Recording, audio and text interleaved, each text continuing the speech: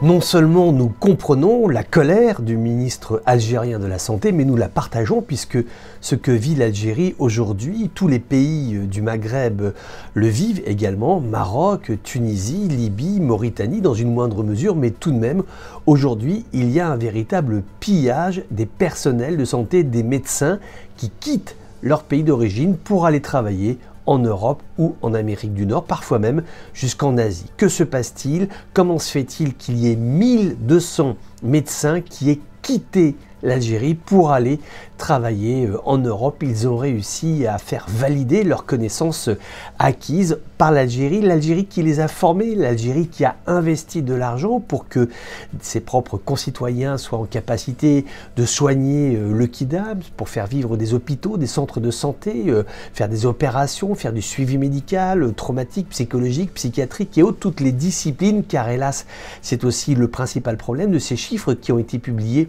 et qui sont ardemment commentés aujourd'hui en Algérie, c'est que ce ne sont pas forcément des jeunes médecins qui quittent le pays, mais également des médecins qui sont chevronnés, qui ont de l'expérience. Certains ont jusqu'à 50, même 60 ans.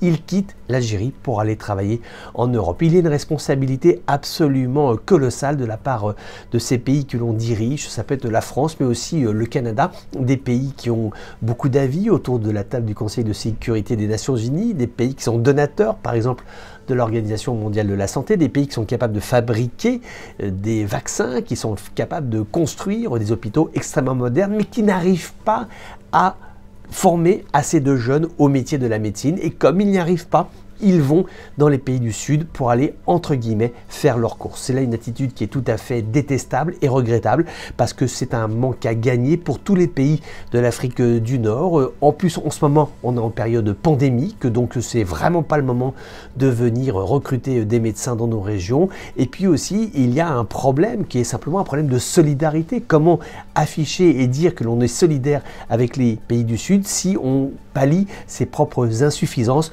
en allant recruter des médecins qui seraient beaucoup plus efficaces dans nos régions? C'est là un véritable coup de colère des Algériens, mais de tous les pays d'Afrique du Nord, un coup de colère qu'il serait bon que les pays du Nord entendent.